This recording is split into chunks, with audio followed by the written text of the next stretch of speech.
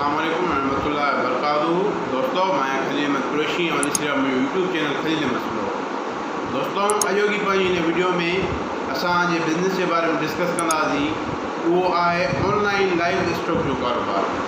दोस्तों, जीअं दुनिया जेको आहे ई कॉमर्स की तरफ वञे पई थी ऐं बिलख़ुसूस हिन कोरोना के टाइम में ई कॉमर्स खे हिकिड़ी वसी तरक्की हिकिड़ी मिली रही है।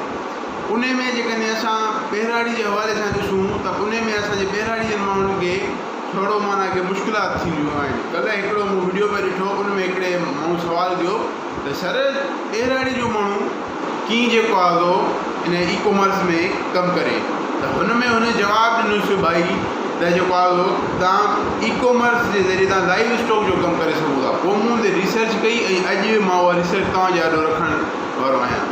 दोस्तों, हिन में बेसिकली तव्हांखे छा आहे करिणो, तव्हांखे जेके तव्हांजे ई कॉमर्स जा प्लेटफॉर्म्स आहिनि, तव्हांखे डायरेक्ट एमेज़ॉन ते न वञिणो, तव्हांखे OLX, दराज़ ऐं ॿिया जेके नंढा वॾा प्लेटफॉर्म्स आहिनि उन्हनि ते पंहिंजा अकाउंट क्रिएट करणा आहिनि। फेसबुक ते पंहिंजो पेज ठाहिणो आहे, अहिड़ी तरह इंस्टाग्राम, लिंक्डइन वग़ैरह ते पंहिंजो पेज ठाहिणो आहे। उन ते तव्हांखे छा आहे करिणो, ज़ाहिरी ॻाल्हि आहे ॻोठनि में मेहूं बकरियूं रिढूं वग़ैरह जानवर त हूंदो न, तव्हांखे माना के बैनर वग़ैरह ठाहे हणी छॾिणो आहे। जंहिंखे पंहिंजो जानवर खपाइणो हुजे असां सां राब्तो करे हो अचे, तव्हांखे हो पंहिंजी क़ीमत ॿुधाए, तव्हां हुनखे पंहिंजी क़ीमत ॿुधायो, या जेके वापारी हूंदा आहिनि जानवरनि जा तव्हांखे उन्हनि सां पंहिंजी जेको आहे एग्रीमेंट करे छॾिणी आहे। बाबा तव्हांखे असांखे जानवर खपराए ॾियूं त असांखे हेतिरा % कमीशन ॾींदो, जिते तव्हांजो डन थिए उहा तव्हांजी कमीशन हूंदी। मिसाली ॻाल्हि, तव्हांखे को माण्हू अचे थो भाई जानवर आहे मुंहिंजो, हे मूंखे खपाइणो आहे 70,000 में, 70 में मूंखे खपाइणो आहे। तव्हां ॾिसो त हा वाकई जानवर में दम आहे, असांखे हुन में बचत थी सघे थी। तव्हां मिसाल 90 जी एड हुई, OLX ते फोटो वग़ैरह कढी 90 जी एड हुई, 90 जी एड ऐं तव्हांजो उहो जानवर 80 में विकामियो, 10,000 रुपया तव्हांखे नफ़ो थी वियो। अहिड़ी तरह ॿिया बि तव्हांखे जानवर आहिनि, ॻोठनि में त खोड़ जानवर हूंदा आहिनि। अहिड़ी तरह तव्हां फेसबुक पेज ते करे सघो था, इंस्टाग्राम ते करे सघो था, या जेको ईद जो जेको टाइम अचे थो, हींअर त कोरोना जे करे में बि पिड़ियूं लॻल आहिनि। पोएं वारे जेको माना कि पिड़ियुनि जो जेको हालत थी तव्हां सभिनी ॾिठी, सफ़ा माना कि वापारी लॉस में हलिया विया, मुर बि न निकितो।